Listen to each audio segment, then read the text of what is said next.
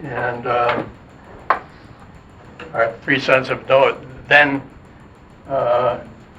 in the fifth section corresponding to the covenant community, and in the second, we have a specialized genealogy of Shem. Now, actually, in the fourth section, we've had genealogies for all three sons, including Shem. So there has been one genealogy of Shem already in that section. But then in the fifth section, there's another more specialized one, and as we'll see, its peculiar character is that it takes us then from Shem down to Abraham, whereas the first one back there hadn't done that, but it does correspond to this. And then we have the correspondence in the sixth and the third sections in terms of the Great Covenant episode. So pre-Diluvian history ends with the great event where God bestows the kingdom on Noah and family in the ark. In this one, we'll see that God bestows the kingdom on Abraham and family in the promises. So there is not an immediate realization of the kingdom, but in the promises which Abraham receives and sees by faith, he receives the kingdom of God, and the rest of history is the outworking of how, not just in the promises, but in actual fact and fulfillment of the promises, the kingdom comes to Abraham and those who are the seed of Abraham, which is the more parochial, limited idea that we had in the more general sense, the seed of the woman, now is going to be in particular identified with the seed of Abraham, even in a physical sense, especially in Old Testament days, but then beyond that, in the sense that the seed of the woman are the seed of Eve, and that they share in her faith, and in that sense then there will be a seed of Abraham, like unto Abraham in his faith, who received the actual kingdom in its antitypical state. So this is the rest of the Bible now that we are dealing with, and are now working into this great covenant with Abraham. We have this particular material in Genesis 10. And the arrangement of it is, which is just there in 165, I guess, and following. We'll come to. I see that in Kingdom Prologue, what I do before looking at the analyzing the list of names in the 10th chapter itself is to jump to the conclusion of this section in the opening. It begins in chapter 10, verse 1, and it continues on into the opening verses of chapter 11. And in that section, you get that episode of the Babel episode, Tower of Babel episode, in which we see the religious nature of what's been going on here in this geographical, ethnic, political proliferation thing that's been going on there.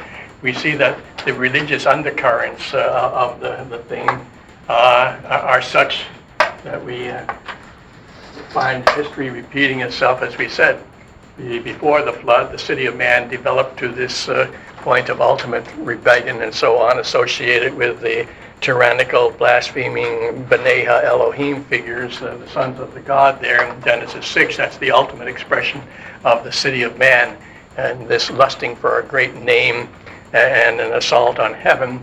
And what we unhappily discover here is that this is happening again. The flood was a great judgment, and destroyed that old world, and we're off to something of a new start. But it's still the world east of Eden, outside the Garden of God. Still the fallen world of Adam's descendants, and so there are still the unregenerate there. There's still the seed of the serpent in the world, as we already saw in the case of Noah's family with his son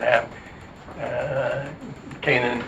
And so the Tower of Babel episode is presented to alert us to the fact that the mystery of iniquity is still working in the world, and that it's hastening. In fact, that's the problem. It's hastening too fast toward the day of Antichrist. And the effect, therefore, is we see that God slows things down there, so that common grace can continue and there not be a final judgment too soon. Common grace must continue so that the seed of the woman can be born, and especially so that the seed of the woman can come into the world. And the whole redemptive history must come. Christ must come, and so the world can't end too soon here. And what God does, therefore, at Babel is, in a way, in terms of his faithfulness to his own redemptive purposes and his guarantees of common grace and so on. But nevertheless, there is the city of man, sharply seen in its religious character in the Babel episode. And then after that, it backs up and treats the descendants of Shem. But we're going to then just look at that episode a little bit more. That's at least the sequence I treated it here in Kingdom Prologue, as you'll see on page 166 and 7. Genesis 10 exhibits the two-sided nature of the interim world, the field of operation of both the mutually tempering principles of common curse and grace. On the one hand, Genesis 10 reflects the common grace blessings God pronounced in that Genesis 9 covenant: be fruitful and multiply. That's one of the blessings of his common grace, and they do.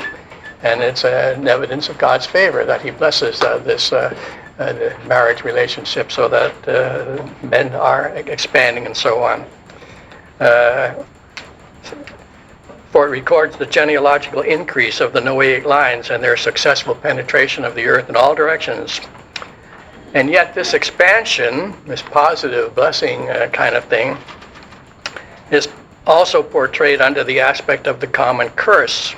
It's portrayed as an outward thrusting centrifugal expulsion toward a fractured fullness. There's an expansion toward a kind of fullness, but it is a broken fullness, a fullness without cohesion, because there's no longer a focus. In the Garden of Eden, there was the mountain, the focus of God, and apart from the fall, there would have been expansion, but without losing the cohesive center and focus. But now, since the fall, expansion is devoid of that central focus, that mountain of God, that access between heaven and earth.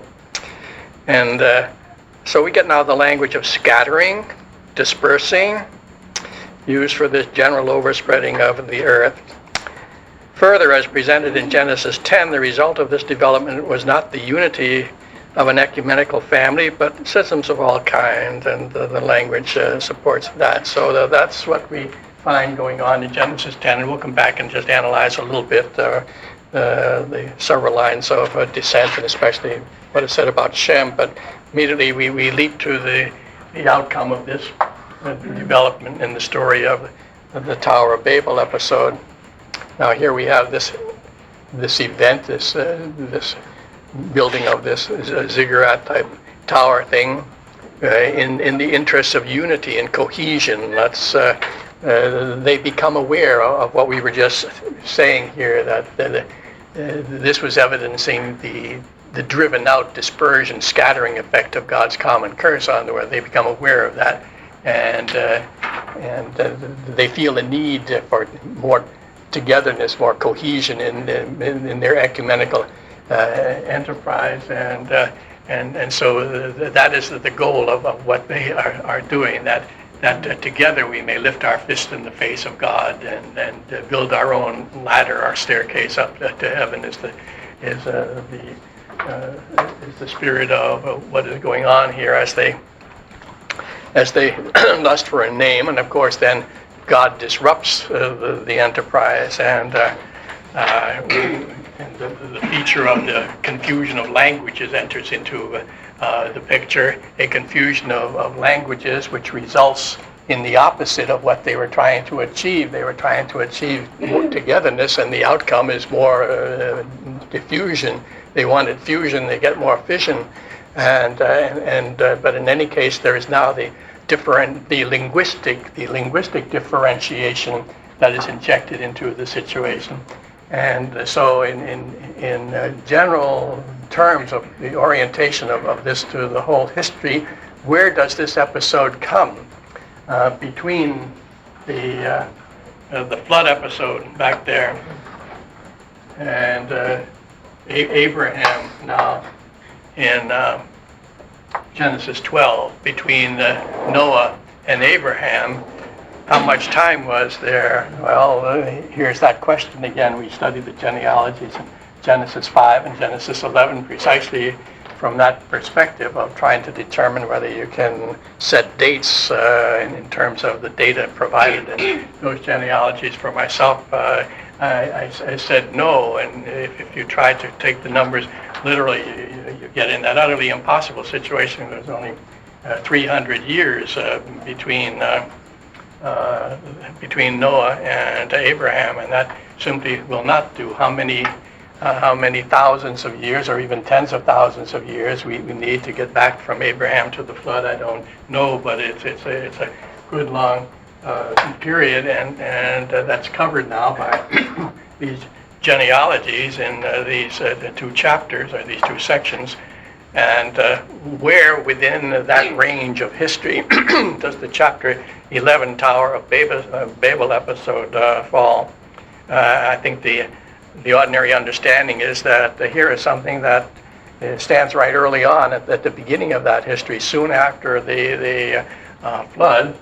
And in that case, then the linguistic differentiation, which is the result of the divine action here, would be thought of as the beginning of the differences of languages among people, as though up till this time there has just been one language everywhere. And you might raise the question, does that mean that even before the flood as well there had been only one language? But in any case, as a result of the flood and the reduction of humanity, then the thought would have been, this particular Tower of Babel episode, there had not been any linguistic differentiation, and this is the beginning of languages. Now, I think that there is the evidence is lacking to date the Babel episode, let's say closer to Noah than to Abraham. The evidence that we do have seems to point in a different direction.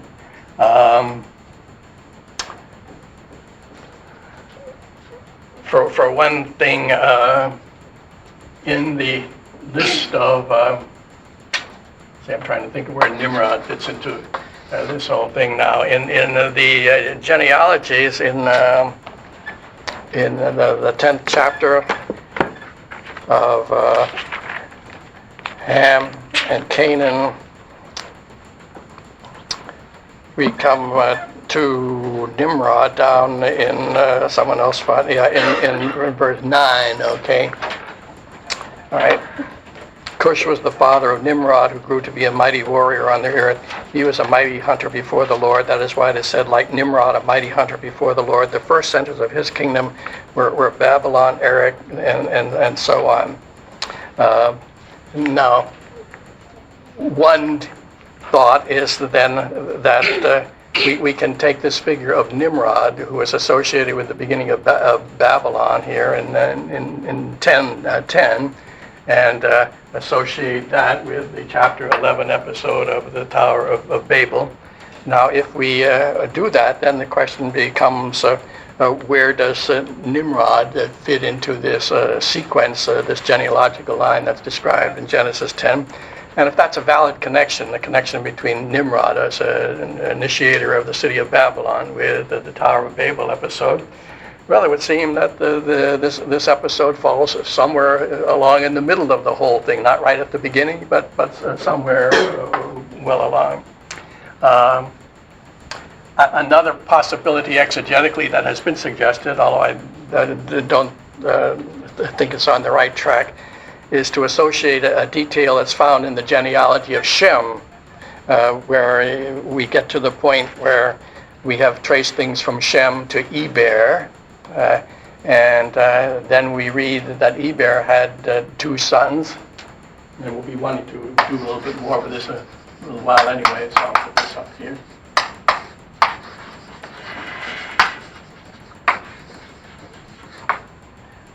Eber has 2 sons, Joktan and Peleg, and what we find then is that in the genealogy up here in Genesis 10, after you get to Joktan, you proceed through him, which is away from Abraham, whereas the other line, Peleg, which is dropped at that point, would actually have taken you on to Abraham. And as a matter of fact, in the next genealogy, which is tracing the covenant line, when we come from Shem to Eber to Peleg, then it continues on to Abraham. So you see that it's a decisive point there. But here's the name Peleg, which means division. And some say that the description or the giving of that name to this particular child, Peleg, is because in his days the division had taken place. That is the division of mankind, which is described in the Tower of Babel episode. So if that were a proper connection there, then once again we would have a dating of the Tower of Babel episode, that division, which is memorialized in the name Peleg. We would have something that falls, once again, midway between Noah and Abraham, and not therefore right at the beginning. As a matter of fact, I don't think that is the right explanation of the name Peleg, as we'll argue a little later. But if we're looking for exegetical clues, we're reduced to some such things as the connection of Nimrod and Peleg with that particular event. Archaeologically, we find that before the particular settlements and political bodies and cultures that would be found down in the area, southern Mesopotamian area of Babylon, there had been post-flood cultures elsewhere. And so it is a while before those civilizations have developed, not right after the flood, but sometime later. So I don't think that we can very easily date this episode, but it's not right at the beginning, and therefore the linguistic differentiation that is introduced there by the Lord's action is not the first such differentiation. As a matter of fact, that Genesis 10 has been describing all along, as I said, one of the points of distinction between this group and that is the linguistics, that thus the earth was being repopulated with differences which were ethnic and political and geographic, but also languages according to their languages. In other words, linguistic differentiation is the natural result of geographical distribution or dispersion. You separate a group of people geographically, keep them out of contact for a while, and naturally the dialectical differences, the linguistic differentiation is going to take place without any kind of supernatural action, and that's been happening all along. And so what happens in the judgment on the Tower of Babel is not the initiation of languages. It's simply an instance where what was elsewhere happening naturally as a result of geographical dispersion, in this instance happened supernaturally, and the causal relationship is the reverse. It isn't geographical separation that led to a linguistic differentiation this time, but rather it was this supernatural linguistic confusion that God introduced that led to more geographical dispersion, as they couldn't understand one another in the ecumenical enterprise of building the heavenly ladder fell into ruin. So just in your general thinking about it and where to locate this in a history, you have to, I think, keep some of these things in mind. Now, as for the actual nature of the event, I've already tried to suggest the way it should be understood, that it is precisely an attempt of man to achieve by works what God, meanwhile, was promising to do by grace, and it is in terms of the whole program of the covenant of grace that what was lost when paradise was lost, the access to God there at the mountain of God with the glory of God crowning it there, that mountain staircase that connected man below with God and his glory above, they've lost that cohesive center. They know something is missing. And in terms of grace, as exemplified in the flood episode, God was going to restore that to mankind as an act of salvation. And the ark finally comes to rest on the mountains there in Ararat. So that too one might conceive of as the mountain theme in association with the ark coming to its Sabbath rest. You could think of that mountain as the mountain of God, which had been restored. It's part of the consummation picture there, you might say, of the kingdom. So God is doing it by grace. And later on, of course, by grace and by redemption, he would restore this mountain of God, this access to heaven in Zion, in the Abrahamic covenant, that this will be realized as a gift of God, not something that we must build from the ground up, but it comes down as a gift from God. But the Babel builders do not want to wait they do not want to depend on the God of redemption and grace. Let us build is the whole theme. It's a work of human manufacture that they're going to produce, and we're going to do this lest we be scattered abroad too much, so that we can gather our forces and our momentum and achieve this access to heaven on our own. That's the whole virtually Antichrist spirit of the thing. And as I say, I think that architecturally, what we're talking about is something like the ziggurats. Now let's see. So they conspired to erect the mythic sacred mountain of the divine assembly and thus recreate the central axis between earth and heaven. The Migdol, the Tower of Genesis 11, is not to be taken as a lofty fortification. It is rather to be understood in terms of those ancient staircase mountain structures, the ziggurats, which are frequently described as having their top in the heavens, and which bear names like the house of the mountain, the house of the link between heaven and earth. This is precisely, you see, what the mountain of God in Eden already was, and these ziggurats are attempts to reconstruct that all over the place. The house of the foundation of heaven and earth, which was the name of the ziggurat in Babylon, the house of the foundation of heaven and earth. It is the literary tradition of these ziggurats that is strikingly reflected in Genesis 11, though with sarcastically polemical purpose. The biblical narrative is no mere adaptation of the Mesopotamian ziggurat tradition, lacking in historical facticity. On the contrary, Genesis 11, 1 through 9 is the record of an actual event. And the ziggurat ideology, which is attested in the account of the founding of Babylon with its temple tower and Numa Elish, as we've seen, and in the various inscriptions concerning the building and rebuilding of ziggurats, originated. That mythological tradition really is a perverse reflection of the Genesis 11 event. In fact, the ziggurat ideology represents the historical continuation of the inner apostate spirit of the Babel enterprise and so forth. All right, so that I think is what the symbolism of the thing is, and so redemptively, God's answer to it is his own restoration of the mountain, and Jacob sees it in his dream, and the staircase to heaven that he sees, and which is what it is, not a ladder like you throw up to paint the ceiling over there. It's a staircase, a structure like the ziggurats to heaven, with the angels of God ascending and descending on it, which Jesus, of course, interprets then of himself. He is the access between heaven and earth. He is the way in which man has the way to God. He is the way and the truth and the life. He is the staircase to heaven. And Babel is the Antichrist structure, not the real one. That's the spirit of what is going on here.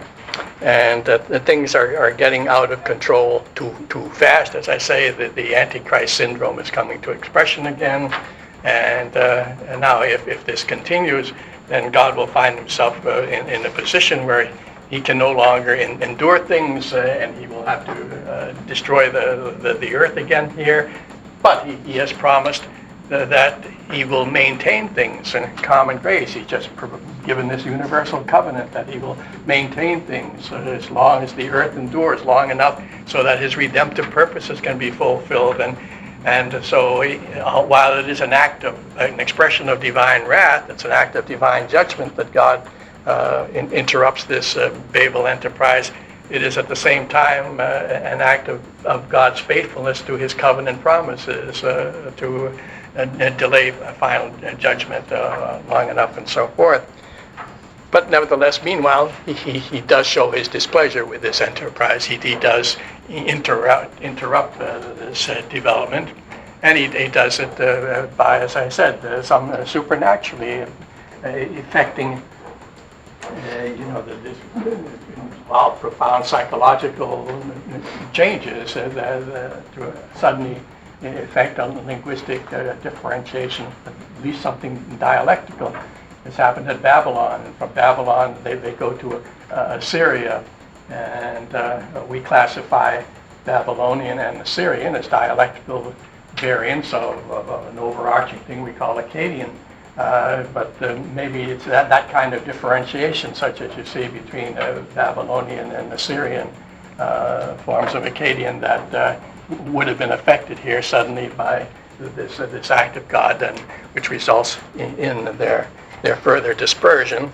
And they did this, you see, because they were interested in that name. We found that the theme of the name was a big business here, right from the city of man on, to make a name for ourselves, ultimately take the name of God for ourselves. That was going on there. Well, the saints were calling on the name of the Lord and so on, we saw. And the climactic episode there in Genesis 6 ends with these people who were the Anshe Hashem, the men of a name.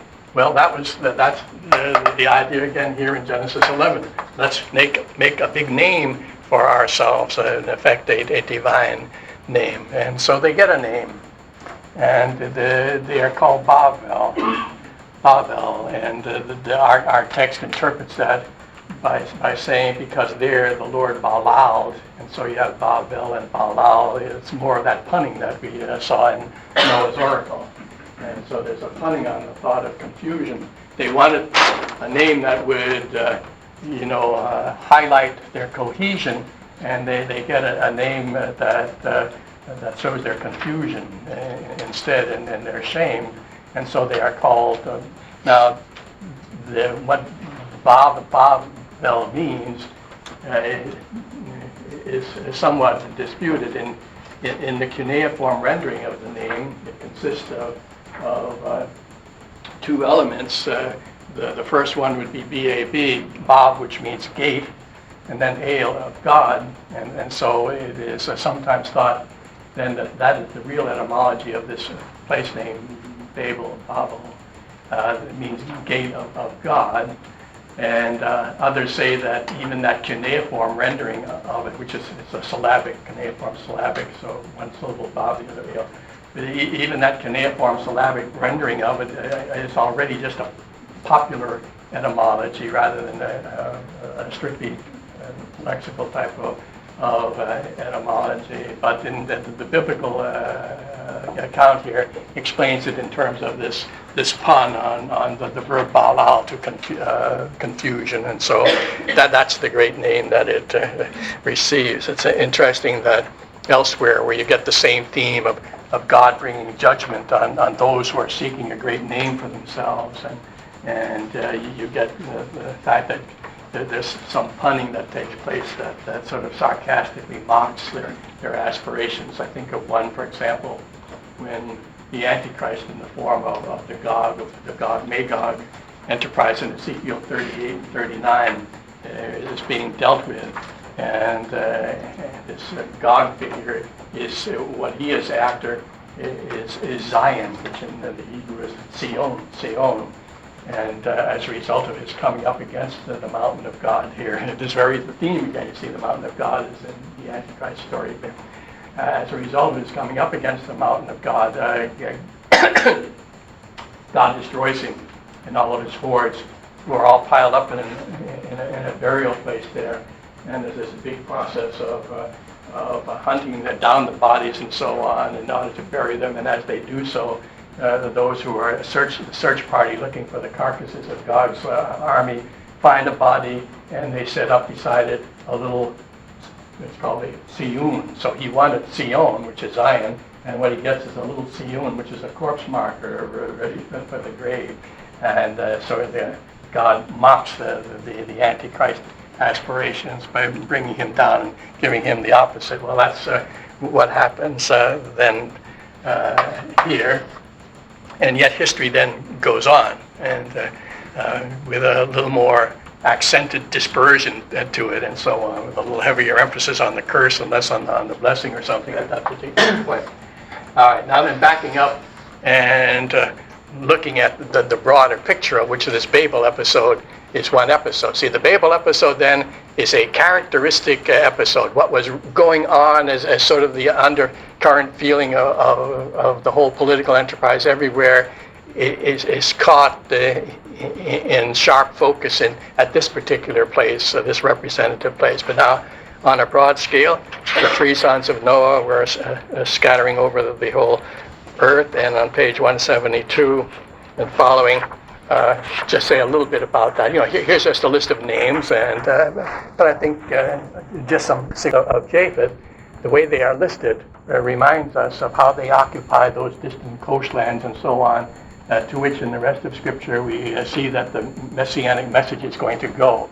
So God is sort of spreading them out so that they will be there in the fullness of time when the gospel, as the blessing on Japheth implied, will be going out to reach to them. So they are described in terms of that. And then the sons of Ham are described here in such a way that it emphasizes how among his descendants there emerged those tribes in the land of Canaan, which would be the target of God's judgment curse, his subjugation of the Canaanites. So the boundaries of that promised land of the Canaanites in terms of their several tribes are delineated. And also there is emphasis on Babylon here, that other great enemy city. It's the city of the world, the enemy, the opposite of Jerusalem. And also Egypt, Mitzrayim is mentioned. So the descendants of Ham are traced in such a way that the stage is being set for God's judgments on them in the Exodus and in the conquest and later hostility with Babylon. And then you come to the sons of Shem, and now here is where this business will come before us. In this fourth section then, we have a first genealogy of Shem given, which takes us along this route, from Shem to Eber to Joktan, and then from then on away from Abraham. And then in the fifth section here, starting in whatever the verse is of chapter 11, we'll start with Shem again to Eber to Peleg, and then down to Abraham. So we're on page 173, the sons of Shem, Shem and the sons of Eber. Already in chapter 10, in the Table of Nations list of the Semites, Shem is identified right away as the father of all the sons of Eber. This is Genesis 10 then, verse 21. Sons were also born to Shem, whose older brother was Japheth, or the older brother of Japheth. And Shem was the father of all the sons of Eber. And then it lists them. The sons of Shem were such and such, the sons of Aram. And that brings us down in verse 24, finally, to that figure Eber. And then it says in verse 25, two sons were born to Eber. One was named Peleg, because in his time the earth was divided. There's that thing that we talked about. And his brother's name was Joktan. And then from there on, as I say, this one proceeds through Joktan and away from Abraham. But the interesting thing now is the way in which the line of Shem, we are right away informed, is the line of Eber. And that's going to be, of course, the ancestry of Abraham. And then we'll come back and discuss this term Eber. And then there is this bifurcation of the line in terms of Joktan and Peleg.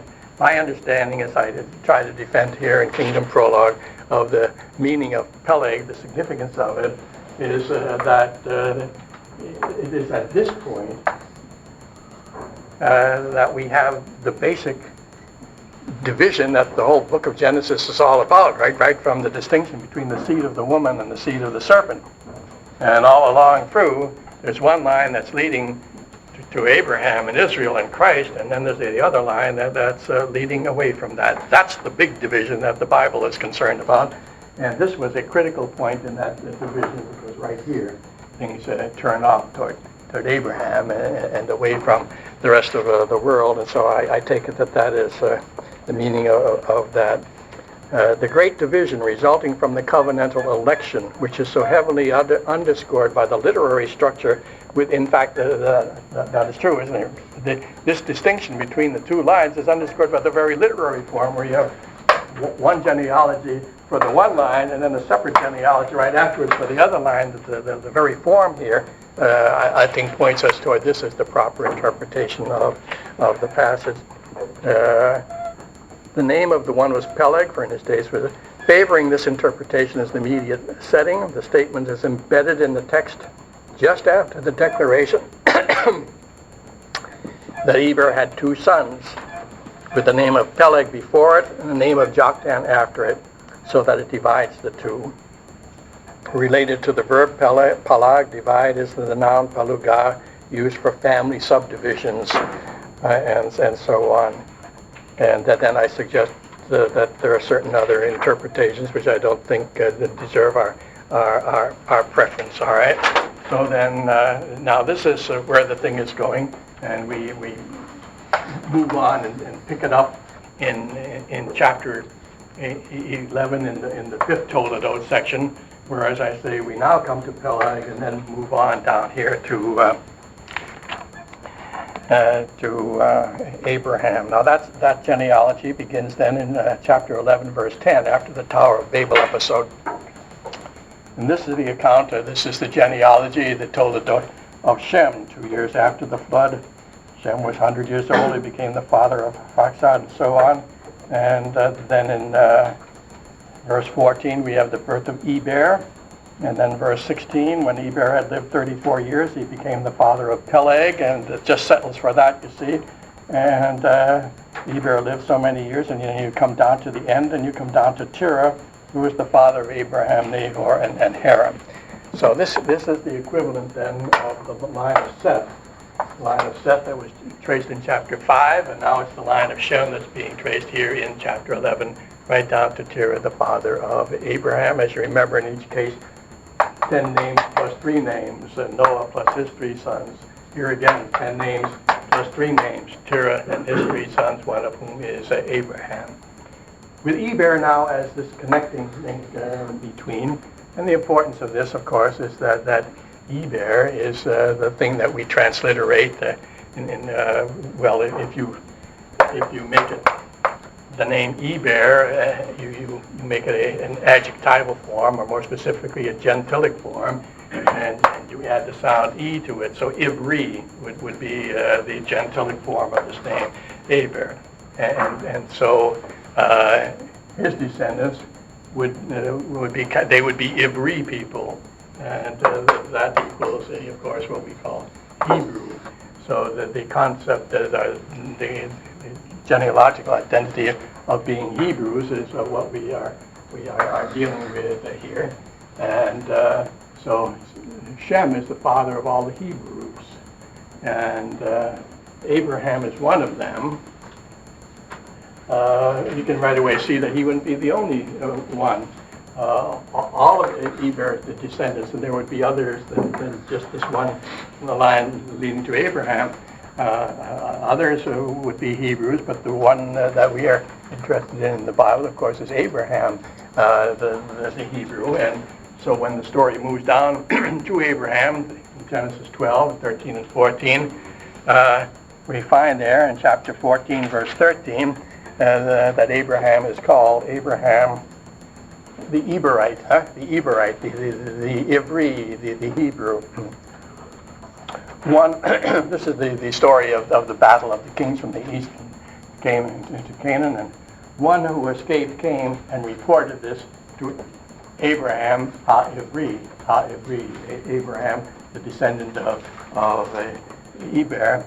And so what this designation brings out is that Abraham is in that line through Eber to Shem, through whom the oracular promise of Noah came of the covenant. Abraham, in other words, stands in the line, therefore, of that covenant promise that was bestowed upon Shem and that now comes to him, Abraham, the Eberite. And so this is the particular identification of him. And what supports the connection further is then that in Genesis 14, where it is making this identification of Abraham as the Hebrew, the heir of the covenant promise.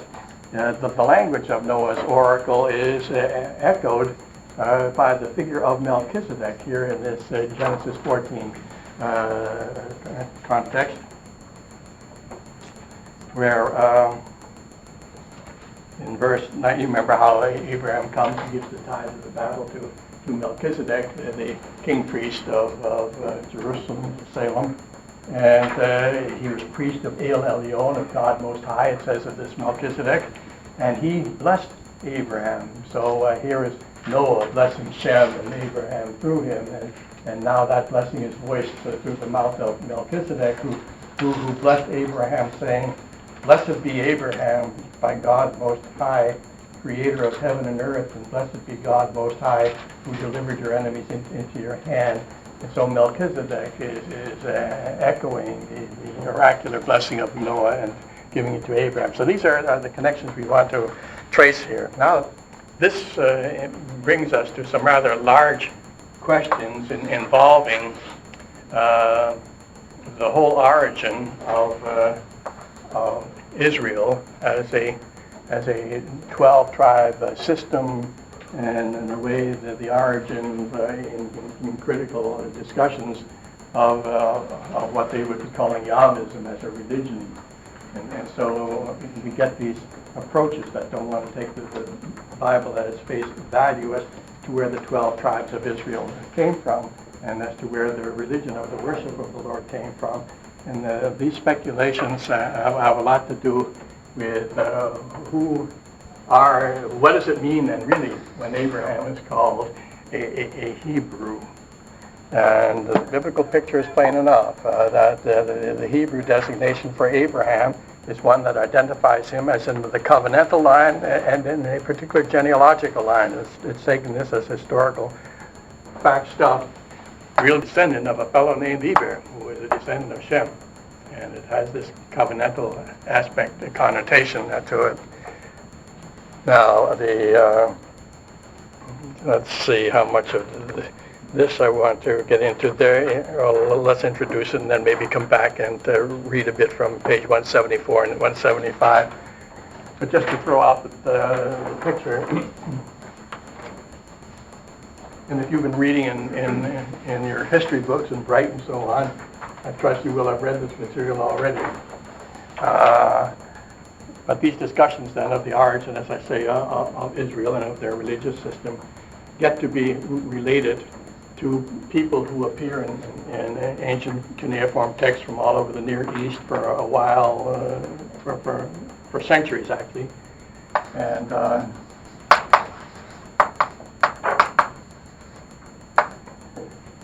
in cuneiform Slavic writing then, this people will be called, and they get a certain guttural sound, each guttural sound that we represent by this little hook under it, ha. And then in the cuneiform text there's a bi a syllable, which is ambiguous because it can be read either with a B or a P, and the cuneiform syllabic spelling doesn't set in that. And then Ru would be the last. But just looking at it, it looks a lot, of course, like Hebrew.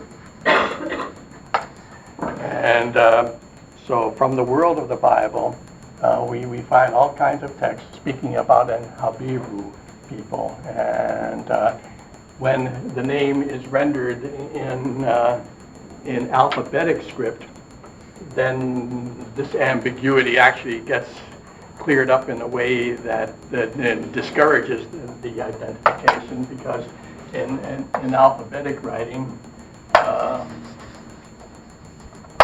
the name appears with this original guttural sound of an ayin and then the ambiguous one turns out actually to be a P and not a B, so that in your reading you will find references to the people, whether as Hapiru or Hapiru.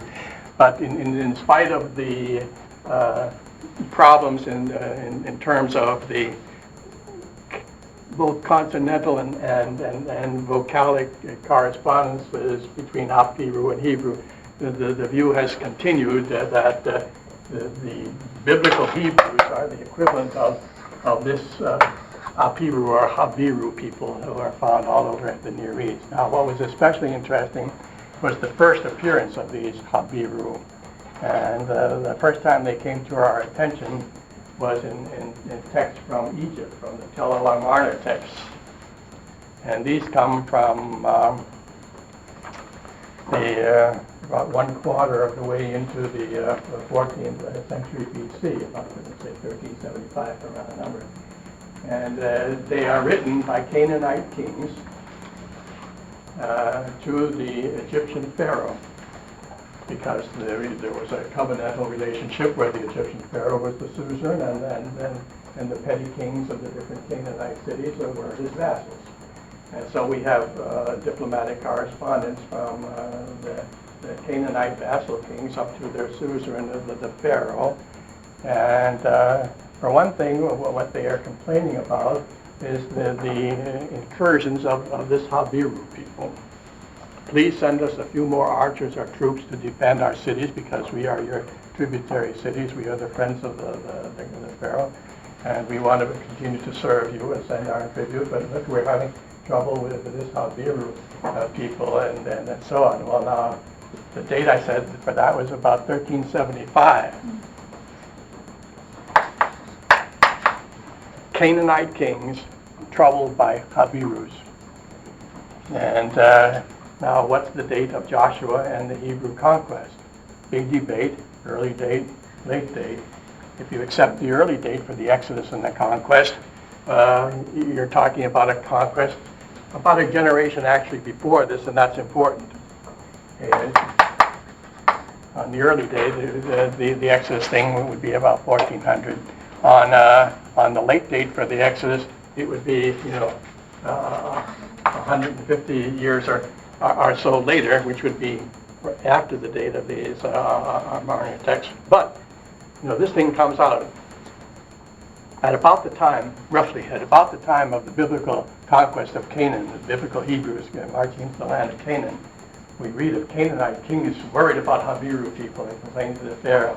And so everyone was right away jumping on the thesis that here is a Canaanite version of what in the Bible is presented from the Israelites' point of view. The Bible tells us how they saw the thing and who the Canaanites were, and we're taking over from them.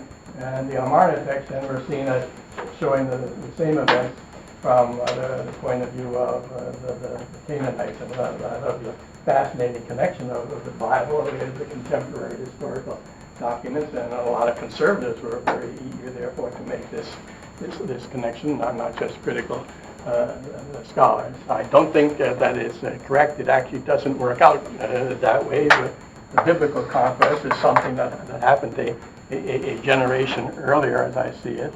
I happened to do my doctoral dissertation on this subject 3,004 years ago, I think it was. But it was and still is a hot topic as to this. And so I concluded that the extra biblical texts about the Hapiru or the Habiru are not the biblical Hebrews, certainly not the Hebrews of the conquest under Joshua. The doctoral dissertation got published in a series of 2 or 3 articles in the Westminster Theological Journal, which subsequently were put together as one little pamphlet with the title of the Habiru, and then with the question, kin or foe of Israel? Kin or foe of Israel?